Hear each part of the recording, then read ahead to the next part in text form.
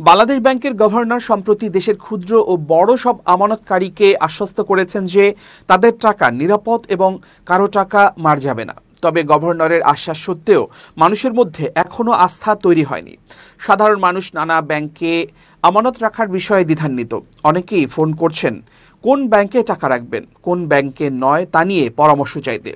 বিশেষজ্ঞরা মনে করাচ্ছেন দেশের ব্যাংকিং খাতের বর্তমান পরিস্থিতি এমন হওয়ার কথা ছিল না। বিগত সরকারের সময়ে কিছু ব্যাংক খালি করে ফেলা হয়েছে এবং সরকারি সহযোগিতায় লুটপাট চালানো হয়েছে।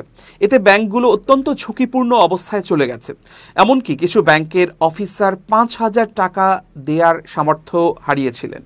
গভর্নর উল্লেখ করেছেন যে কিছু ব্যাংকের ক্ষেত্রে মোট ঋণ দানের ক্ষমতার ৮৭% ঋণ শুধু একটি পরিবারের কাছে দেওয়া হয়েছে। এটি ব্যাংকিং নর্মসের বিরুদ্ধে এবং দেশের আর্থিক খাতের জন্য বড় ঝুঁকি সৃষ্টি করেছে।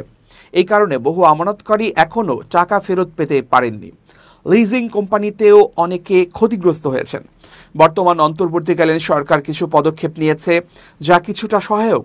দেশের মুদ্রাস্ফীতি এখন প্রায় ৮% এবং বৈদেশিক মুদ্রার রিজার্ভ $৪০ বিলিয়ন কাছাকাছি পৌঁছেছে। তবে ব্যাংকগুলোর উৎস এডি রেশিও এবং ডিফল্ট ঋণের কারণে সাধারণ মানুষ এখনও ব্যাংকে টাকা রাখতে দ্বিধান্বিত। বর্তমানে ৭টি ব্যাংকের এডিআর সীমা ১০০% ছাড়িয়ে গেছে।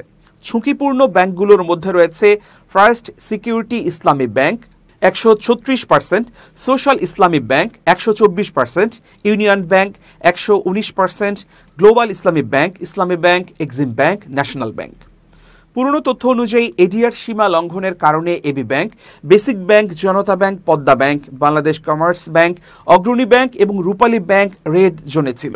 বিশেষ করে পদ্মা ব্যাংক সরকারি অনেক আমানত ফেরত দিতে ব্যর্থ হয়েছে। এছাড়া আইসিবি ইসলামী ব্যাংকও বহু আমানতকারীকে ফেরত দিতে পারেনি। লিজিং কোম্পানির ক্ষেত্রেও ঝুঁকি প্রবল। বিআইএফসির প্রায় ৯৬% ঋণ ডিফল্ট অবস্থায় রয়েছে। ব্যাংকগুলোর পরিচালন ঝুঁকি এতটাই বড় যে তারা সঠিকভাবে ঋণ বিতরণ করতে পারছে না। যদিও ১১টি ব্যাংকে প্রায় ৩০,০০০ কোটি টাকা বাংলাদেশ ব্যাংক ছেপে দিয়েছে, এর প্রভাব সীমিত। কিছু ব্যাংক সংকট থেকে বেরিয়ে আসলেও বেশিরভাগ ব্যাংক এখনও ঝুঁকির মধ্যে। বিশেষজ্ঞরা পরামর্শ দিচ্ছেন যে কেউ ব্যাংকে টাকা রাখতে চাইলে প্রথমে ব্যাংকের আর্থিক অবস্থা, এডি রেশিও, ডিফল্ট ঋণ এবং পরিচালন ঝুঁকি যাচাই করুন।